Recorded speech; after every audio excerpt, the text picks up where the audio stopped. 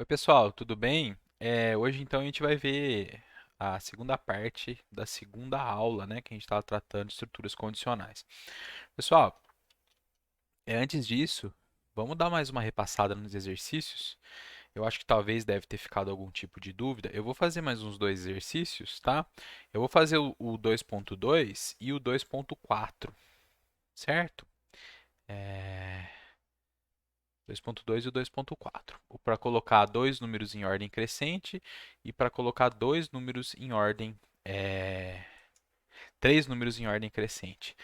Eu não vou ir no código, tá? Eu vou explicar a ideia para que vocês possam aí então treinar a codificação, tá? Vou só ligar aqui. Então vamos lá. O primeiro, vejam.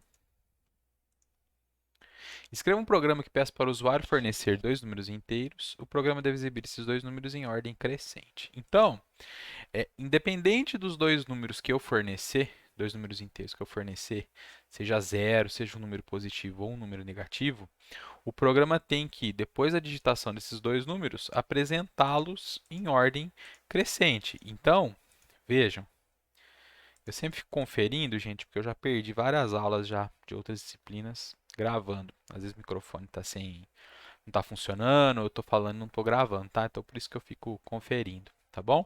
Então olha o exemplo. Entre com um número, 7, entre com outro número, 2. Então duas variáveis, uma para cada número inteiro, e vai mostrar a ordem crescente, que 2 é menor ou igual a 7, certo? Então, gente, eu acho que eu consigo fazer, talvez, o rascunho até aqui em cima, ó, tá?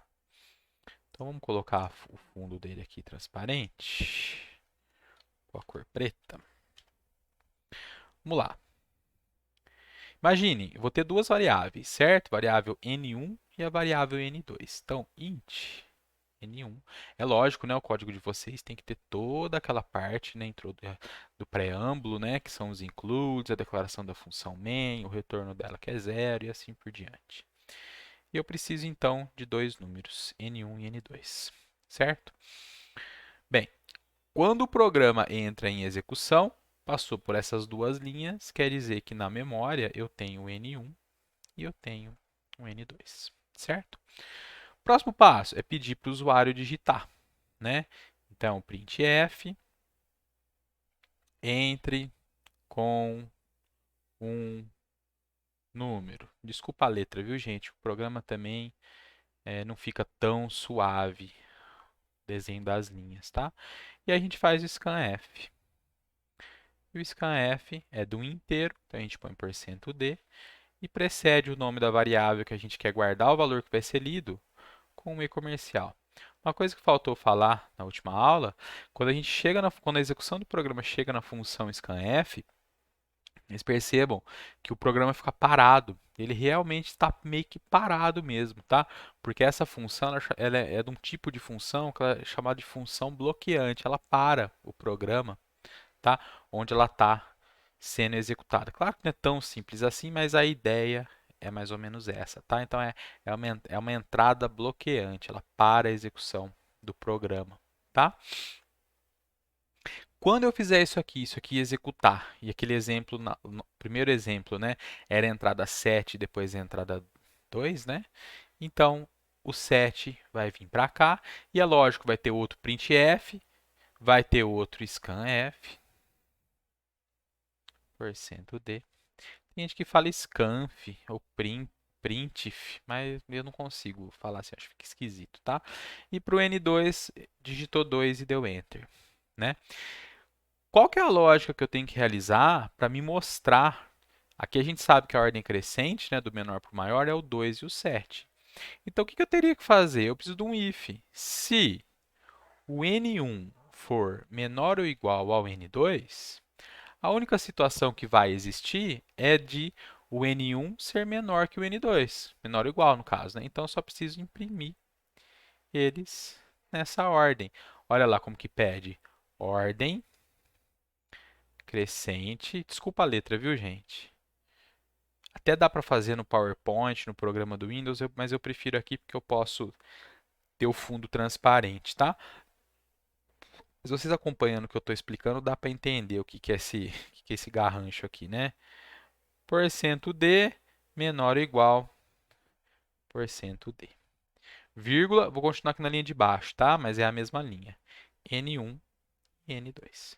Então, se isso aqui for verdadeiro, ou seja, se o N1 estiver guardando um valor menor ou igual a N2, vai aparecer o que na tela? Ordem crescente, um inteiro, que vai ser o inteiro que está no N1, o menor e o igual, o inteiro que está no N2. Caso contrário, eu tenho a outra situação. Eu tenho a situação onde o N2 é menor que o N1. Aqui, se os dois forem iguais, vai entrar aqui também, tá bom? Então, se eu tivesse digitado 7 e 7, entraria aqui, tá? Mas nesse caso aqui específico com 7 e 2, não vai entrar aqui, porque meu primeiro valor ele é 7 e o segundo é 2. 7 não é menor ou igual a 2. Então, vai entrar no else, né? Ordem crescente. Poderia também colocar esse ordem crescente aqui fora, né? Só esse printf com ordem crescente dois pontos. E essa parte de mostrar os dois inteiros só aqui dentro, onde a gente mostraria na ordem que a gente quer, né? Então aqui é o N2, depois o N1. Tudo bem? Então essa é a lógica por detrás desse exercício. Agora, vamos pensar com três variáveis, né? Olha lá, entrou com N1, com N2 e com N3. E eu quero mostrar esses valores em ordem, né? Como que a gente faria isso?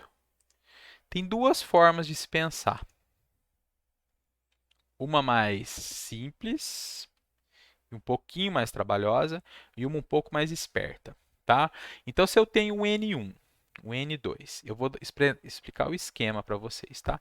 E um N3, quais situações que eu tenho? Lá com duas variáveis, eu tinha a situação onde o N1 podia ser, eu vou usar a simbologia da matemática aqui, tá? Menor ou igual a N2, e o contrário, né? E aqui eu posso ter várias situações. Quais situações? A situação onde o N1 é menor ou igual a N2 e o N2 é menor ou igual a N3. Ou a situação onde o valor do N1 é menor ou igual ao valor do N3 e o valor do N3 é menor ou igual ao N2. Terceira situação, N2 menor ou igual que N1 e N1 menor ou igual a N3. Quarta situação, N3 menor ou igual que N1. Quinta situação, N2 menor ou igual a N1 menor ou igual a N3. Ah, não, perdão. Aqui o N2 já foi, né, gente? Ó, o N2 já tem. N3 menor ou igual a N1 menor ou igual a N2. E N3 menor ou igual a N2 menor ou igual a N1. Certo? Eu tenho essas 6 situações aqui. Eu posso ter o valor do N1 menor ou igual que o valor do N2 e o valor do N2 menor ou igual que o valor do N3 e assim por diante. Bem, cada uma dessas linhas aqui vai ser um if, depois aqui vai ser um else if, um else if, um else if, um else if, um else if. A gente cobriu todas as situações possíveis, certo? Mas a gente já viu na aula anterior que eu não posso escrever if N1 menor ou igual a N2 menor ou igual a N3. A gente já viu isso. Por quê? Porque aqui vai me gerar um valor lógico e eu vou comparar ele com um valor numérico. E não vai dar muito certo, tá certo? O que a gente vai fazer então? Tem que usar um operador lógico para juntar o resultado, para operar sobre o resultado de duas operações relacionais. Então, esse aqui eu vou traduzir para N1 menor ou igual a N2 e N2 menor ou igual a N3. Aqui, que ordem que eu tenho? Que jeito que eu vou imprimir? Eu vou imprimir o N1, depois o N2, depois o N3, da forma que o exercício está pedindo. Tá bom? Agora, se isso aqui não for verdade, eu ainda tenho outras situações. Então, else if, quais situações que eu tenho? Não tem aspas aqui. N1 menor ou igual a N3 e N3 menor ou igual a N2. E aqui eu vou imprimir em que ordem? N1, N3, depois N2. E assim por diante. Um if para esse, um else if para esse, um para esse, um para esse, um para esse, um para esse, e aí a gente cobre todas as situações possíveis. Qual que seria uma forma um pouco mais esperta e um pouco menos trabalhosa? Falando de ser esperto e de trabalhoso, vamos só tentar extrapolar a ideia se eu tivesse mais um número, um n4. Quantas vezes eu teria que fazer isso? Olha só, eu tenho toda essa combinação aqui para 3. Se eu tivesse um quarto número, eu teria um agrupamento desse aqui para um deles, depois um outro agrupamento para o outro, um outro agrupamento para o outro, para o outro, para o outro. 3 vezes, na verdade. Né? Então vejam, se eu tenho 2, eu tenho duas situações. Se eu tenho 3, 1, 2, 3, 4, 5, 6 situações. Se eu tenho 4, eu vou ter 24 situações. Esse problema, a quantidade de código que eu vou escrever desse jeito que a gente está tentando resolver, ele cresce numa ordem fatorial. Lembra do fatorial? Lá que vocês viram, provavelmente devem ter visto no ensino médio. O que é o fatorial de um número? N fatorial é igual a n vezes n menos 1 vezes n menos 2 vezes n menos 3, uma progressão de tirando de 1 em 1, né, até chegar em 1. Então, o 3 fatorial, que é nosso caso aqui, a quantidade de combinações que a gente tem, é 3 vezes 2 vezes 1, que é igual a 6.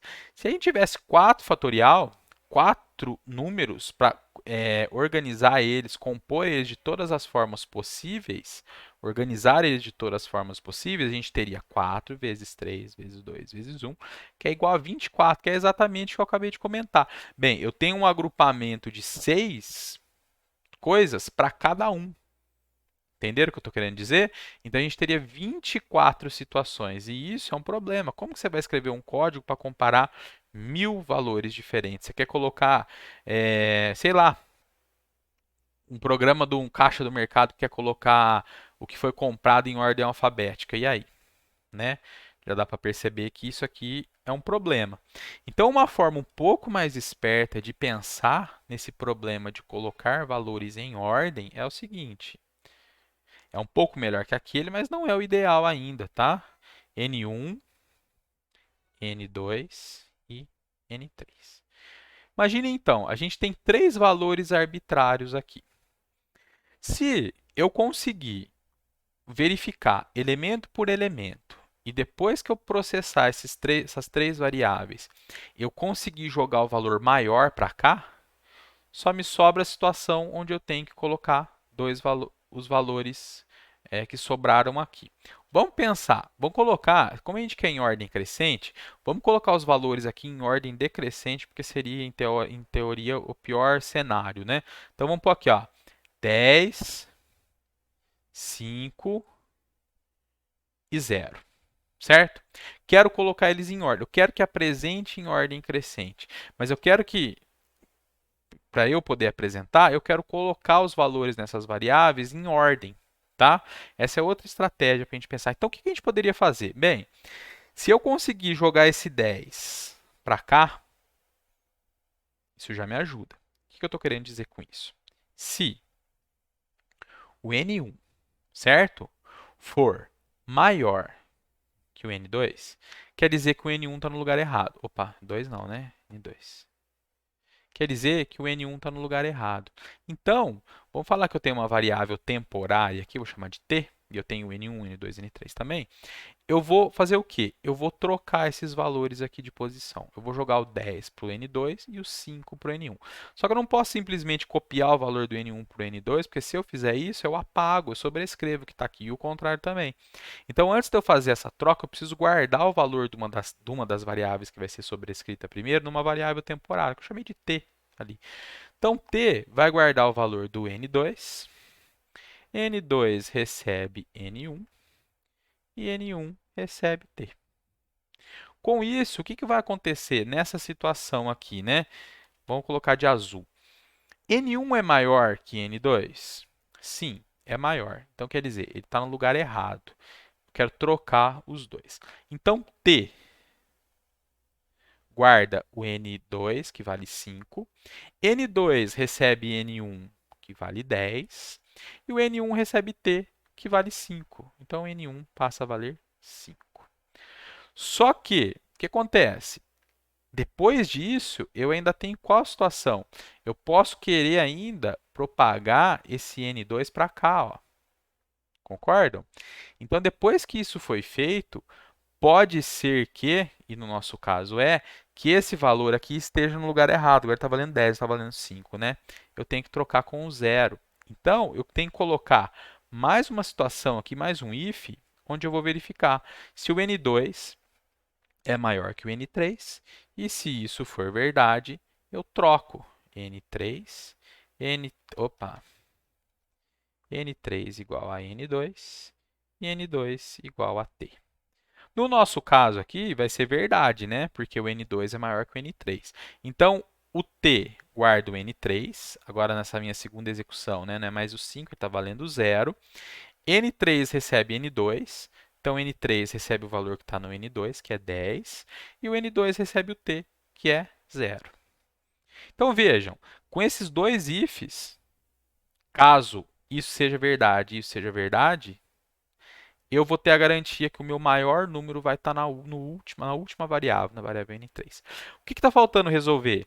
Se esses dois estão na ordem errada. Então, eu repito essa instrução aqui uma vez, ó, eu repito esse bloco aqui uma vez. Então, eu ponho if, um debaixo do outro, tá? Esse, depois esse, agora esse aqui. N1 maior que N2, T recebe N2, N2 recebe N1 e N1 recebe T. Nesse caso aqui, vai ser verdade, né? Porque aqui está valendo 5, aqui está valendo 0. N1 vai ser maior que N2. Então, T recebe N2, T recebe 0. N2 recebe N1, passa a valer 5. E o N1 recebe o T, que é 0. Vejam, N1 está valendo 0, N2 está valendo 5, N3 está valendo 10. Basta eu imprimir N1, N2, N3 da forma que o problema está pedindo, que vai me dar em ordem crescente. Para quaisquer combinações, isso vai funcionar. Vamos imaginar, isso é um terceiro exemplo aqui, ó, com os valores 2, 1 e 2 de novo, certo? Qual que seria a ordem crescente disso aqui? 1, 2, 2, né? Então, 2 é maior que 1, esse primeiro if aqui, 2 é maior que 1? É. Então, vai haver a troca. Isso aqui que vai fazer a troca. N2 é maior que N3? N2, N1, N3.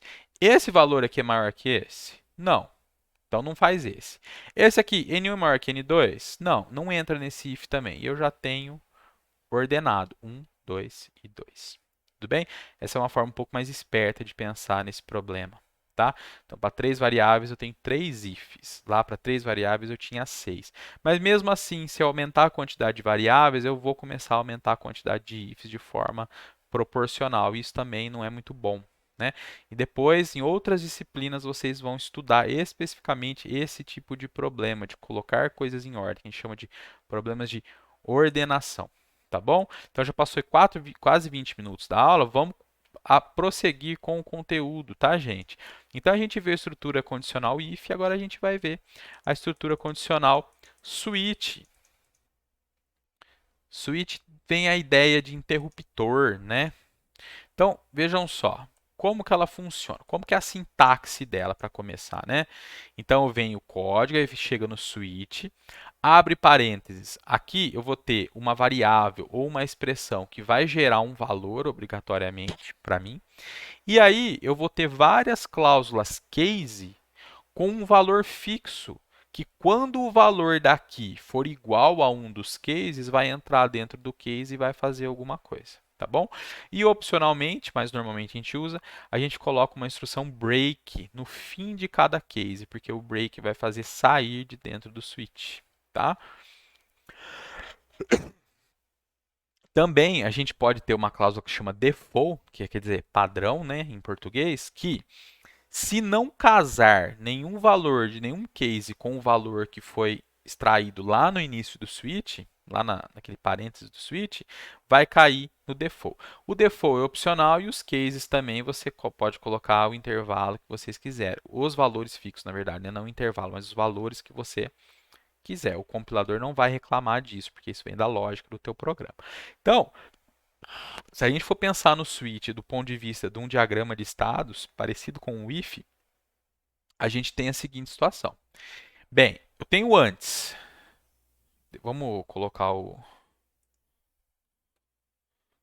fundo transparente. A gente escreve aqui em cima. Como que é a ideia aqui do switch, né? Eu tenho o switch, um valor que vai ser gerado, né? Vem de uma variável, vai ser gerado uma expressão aritmética. Aqui eu tenho o valor 1 e aqui eu tenho um break. Aqui eu tenho case V2 e um break. Quantos cases a gente precisar, tá? Case V3, break. Cuidado com a sintaxe, que aqui é 2 pontos. E no final do break é um ponto e vírgula. E o default. Break. É lógico, né? Aqui dentro, ó, estão os comandos, as instruções que você quer que sejam executadas caso combine com um case, tá bom? Então imagine só, entrou aqui, veio do antes aqui, certo? Chegou aqui, o que vai acontecer? Eu vou ver o que o switch vai fazer, o que essa estrutura condicional faz. Ele verifica se esse V1, se o que está aqui tem que ser um valor fixo, tem que ser digitado aqui, o valor não pode ser variável. Se esse valor aqui combina com o valor que foi gerado aqui. Se combinar, é esse verdadeiro aqui, ó. Eu rodo o bloco 3 que estaria aqui. Se for falso, ele vai tentar casar com o próximo case. Se for verdadeiro, executa o que está aqui, que é o que está aqui. Se for falso, ele tenta casar com o próximo case. E assim por diante. O que vai fazer eu sair do switch e continuar a execução depois do fecha-chave dele? É o break, que é o que está denotado aqui. Nossa, fechei aqui, pessoal. Abri sem querer. Está denotado aqui por essas flechas verdes, estão vendo? Os breaks. Se eu não tiver break, aí a gente tem uma coisa que é chamada de fall through. Olha lá, fall through. O que quer dizer isso? Se eu não tenho um break em algum switch, a partir do momento que eu casar com um case, eu começo a executar e eu só paro quando eu ver um break ou se eu chegar até o fim do bloco.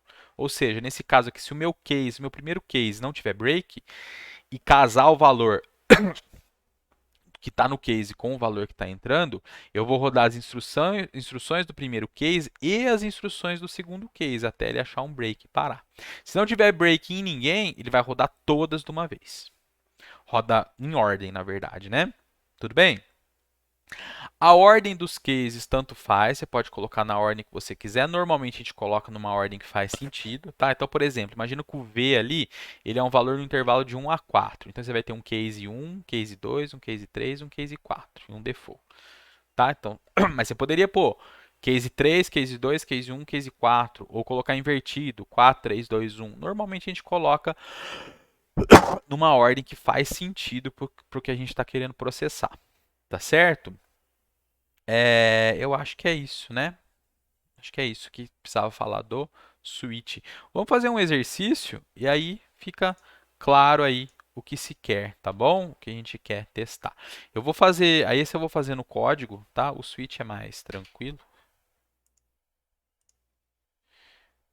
E aí depois a gente dá uma passada nos exercícios, tá? Então, exercício 2.17. Isso aqui vocês já sabem fazer, né? EX 2.17. Deixa eu tomar uma água.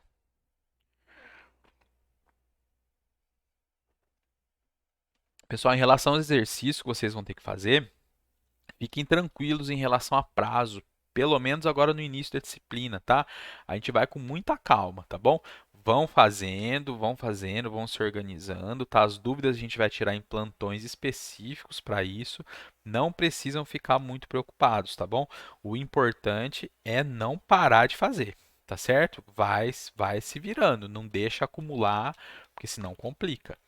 Faculdade, né? Ensino superior, o ritmo é totalmente outro, né? Por enquanto a gente vai mais devagar, porque vocês estão saindo do ensino médio, né? Mas depois acelera e o bicho pega, tá bom? Return zero. Então, vamos dar uma olhada no exercício. Escreva um programa que peça para o usuário fornecer o número inteiro. Use um switch para verificar se o número é igual a 2, a 4, a 6 ou a 8. Caso seja um desses números, exiba uma mensagem informando ao usuário o número que foi digitado. Caso não seja nenhum dos números esperados, informa o usuário que o valor inserido é inválido. Pessoal, esse programa ele não faz muita coisa, é um programa muito simples. Só que é para a gente entender como o switch funciona, tá certo? Você não vai fazer provavelmente um programa que faça só isso na vida real, tá bom? Então, olha lá, entre com um valor inteiro, digitou 6 e vai falar que valor que é usando um switch. Então, vamos chamar de valor int valor. Printf. Entre com um valor inteiro. E o scanf. Estou lendo o inteiro, então é %d. E eu precedo o nome da variável com um e comercial. Então aqui vai fazer a leitura. Ah, não tô seguro que está funcionando. Roda, vê o que está acontecendo. Tá bom? Aí vem o switch, que é o que a gente acabou de ver na teoria. Como que eu uso ele? Aqui eu vou colocar a variável ou uma expressão envolvendo variáveis que vai me gerar um valor. No caso aqui, é o que está na variável, é o que está lá dentro da memória, que eu vou querer testar. E aí eu vou testar para verificar se o número é igual a 2, a 4, a 6 ou a 8, e se não for nenhum deles, avisar que o número foi errado, ele é inválido. Então, depois eu vou dar um exemplo com fall true aqui para vocês verem, tá? O CodeBlocks ele vai identar, ele vai jogar o case para o lado de cá. Vocês estão percebendo que eu estou identando, né? Que eu estou dando um recuo em códigos que estão dentro de chaves. Isso é importante, tá bom, pessoal? Para organizar o código. Então aqui, printf, o valor fornecido foi 6. O valor fornecido foi um inteiro, né, gente? Vamos fixar aqui. Depois a gente vai tentar fazer uma coisa mais geral, tá bom? Não é 1, né, gente? Perdão. É 2, 4, 6 ou 8. Então, 2. E aí eu dou um break, certo? Case 3. Printf. 3 não, eita. 4 é 2, 4, 6, 2, 4, 6 e 8. 2, 4, 6 e 8. O valor fornecido foi. E aqui não é 6, né? Nossa, que viagem, gente, perdão. 4. E dou um break. Aqui um case 6. Printf. O valor fornecido foi 6. Break. E case 8. Printf. Eita. Printf. Printf. Acho esquisito. O valor fornecido foi 8. E se não foi nenhum desses valores, aí a gente usa o default, porque ele vai capturar qualquer coisa que não for um desses cases que entrou. Então, printf, vamos ver aqui no exercício, valor inválido, ponto. Olha lá, entrou com um 7, né? Valor inválido. Bom, a gente põe um break no default, normalmente, tá? Mas para seguir um padrão. Mas não é obrigatório, se o default for a última cláusula dentro do switch, tá? Se você optar por colocar ele como primeira cláusula aqui dentro do switch, aí você precisa de um break, senão você vai ter o fall true. Não seja que você queira o fall true, tá bom? Vamos rodar ele, ver o que acontece. Então, vou fornecer um valor aceito, 8. O valor fornecido foi 8. Vamos rodar de novo. 5, o valor inválido. Muito bem, é lógico, o valor que está entrando aqui é o valor que vai ser mostrado aqui, caso caia num dos cases, certo? Então, eu poderia colocar 1% D aqui e aqui mostrar o valor, certo? Para o 2, para o 4, para o 6, só que vocês percebam, eu estou fazendo a mesma coisa para os três casos. Então, não estou falando que tem que fazer assim o exercício, só estou dando um exemplo, tá bom? Olha só, a gente poderia fazer dessa forma aqui. Vejam só. Case 2, Case 4, Case 6. Esse é um exemplo usando o fall through. Case 8, eu imprimo isso e dou um break. E se não for nenhum deles, eu uso o default. Então vejam, se for 2 o valor, casa com esse case, não tem nada aqui dentro dele, ele vai para o próximo, até achar um break, e ele imprime o valor fornecido, foi o valor que entrou. 4 a mesma coisa, 6 a mesma coisa, 8 ele já vem direto, né? Porque ele já é a cláusula que está mais perto, o case que está mais perto, e o valor, caso contrário, no default. Entro com o valor inteiro, 2. Olha lá, o valor fornecido foi 2. Já está rodando esse aqui, né? Compor 6. O valor fornecido foi 6. E vamos colocar um valor inválido. 0. Valor inválido. Tudo bem? Professor, poderia fazer com um if? Sim, poderia.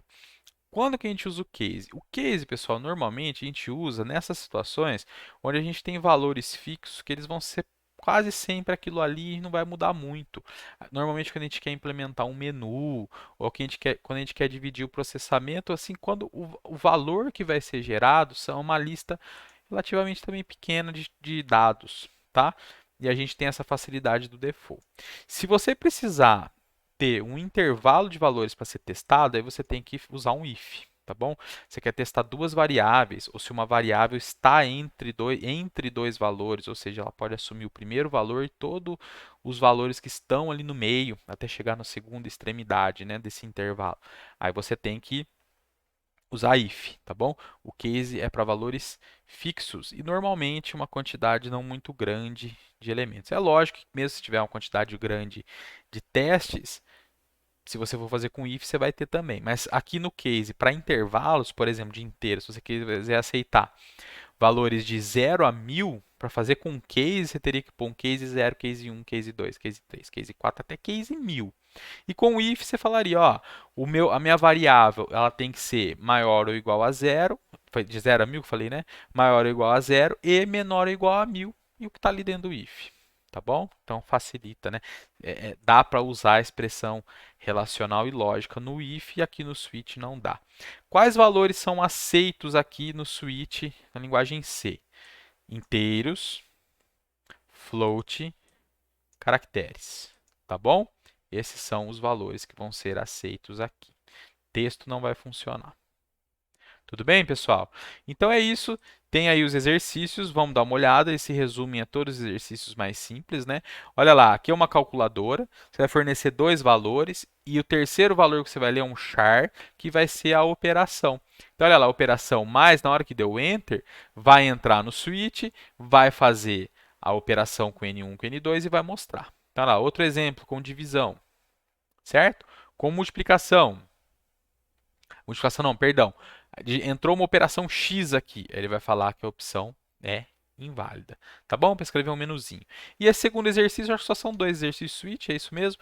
Na verdade, aqui é englobando dois exercícios anteriores da parte de if, tá? É de if. Não sei se é de if ou se é lá do primeiro capítulo. Onde você vai ter um menu. Olha lá, você vai entrar com Czão para Celsius e um Fão para fazer a conversão de Fahrenheit para Celsius. E o C de Celsius para Fahrenheit. Tá bom? Tudo bem? E tem os exemplos com as entradas aqui, né? Para vocês testarem e ver se o programa está funcionando. E testar lá no juiz também. Beleza, pessoal? Então é isso aí. Obrigado, valeu. Espero que vocês estejam gostando das aulas. Se tiver algum problema, manda e-mail para mim e a gente também resolve nos nossos encontros síncronos, tá bom? Falou, até mais, valeu, tchau.